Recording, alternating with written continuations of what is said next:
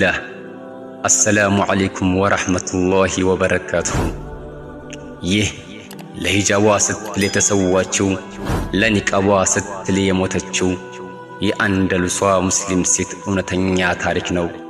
ከስላና ተቃጥላ ስለ ሂጃብ ስለ ክብሯ የወደቀች ድንቅ ሴት ታሪኳ ሲደመጥ የብዙዎች ቀልብ አንብቷል። ስቃያቸው በስቃይዋ ተደምጧል። ለሂጃባቸው ክብር ያልሰጡ እንስቶች ይገሰጹበት ዘንድ ታሪኳን አቀረብኩላችሁ። የትውልድ ቀዬ አንደሉስ ምድር ነው። በሃያዎቹ የዕድሜ እርከን ውስጥ የምገኝ በሰውነት ቅርጼ ሞላ ደልደል ያልኩ ለግላጋ እንስት ወጣት ነኝ። ግና ይህንን ሰውነቴን በጅልባብ ሸፍኜና ጠብቄ ሂጃቤን በአግባቡ እለብሳለሁ። የአንደሉስ ሙስሊሞች የስቃይን ጽዋ በመስቀላውያኑ እጅ ሲጎነጩ እኔም አልቀረልኝም። ለሁለት ዓመታት የለበስኩትን ጅልባብ ሳላወልቅ ሳላጥብና ሳልቀይር እስር ቤት ከረምኩ። በወታደሮች ግልምጫና ድብደባ መደፈርና መወገር ብዙ መከራዎችን አልፌ የመጨረሻዋ ዕለት ላይ ደረስኩ። የለበስኩት ጅልባብ ተሰብስቦ ጉልበቴ ጋር ደርሷል። ሰውነቴ በጭቃ ተለውሶ በእግረ ሙቅ ተጠፍሬያለሁ። እጄ ፊጥኝ ታስሮ አንገቴ ላይ በጠለቀው ሰንሰለት እየተጎተትኩ ወደፊት እነዳ ይዣለሁ።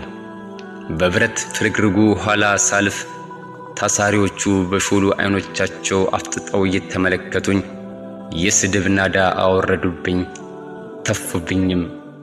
አፈር እየበተኑ ድንጋይ ወረወሩብኝ። የእስር ቤቱ ጠባቂዎች ጅራፍ በእጃቸው ይዘው ከበቡኝ። ቀሳውስቱ በአንድነት ቆመው መዝሙራቸውን ያሰማሉ። ባለስልጣናትና ግብዣ የተደረገላቸው እንግዶች በክብር ወንበራቸው ላይ ተቀምጠው በሚደርስብኝ ስቃይ ለመደሰት ወደ እኔ በትኩረት ይመለከታሉ። ከአንድ የቆመ ግንድ ጋር ታስሬ ማገዶ እንጨት በዙሪያዬ ተበትኗል። ዘይትና ጋዝም ተርከፍክፎበታል። ከቀሳውስቱ አንዱ ወደ እኔ ተጠግቶ ሁለት ምርጫ አቀረበልኝ።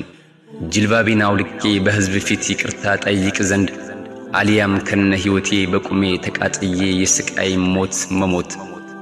እኔ ግን ሂጃቤን እንጂ ሌላን አልመረጥኩም። ከፈለጋችሁ አቃጥሉኝ አልኩ። ስለ ሂጃቤ መሞቴ ለኔ ክብር መሆኑን አላወቁም። በጭራሽ አልንበረከክም። ፈጽሞ የጌታዬንም ትእዛዝ አልጥስም። ብትፈልጉ ሰውነቴን ቆራርጡት፣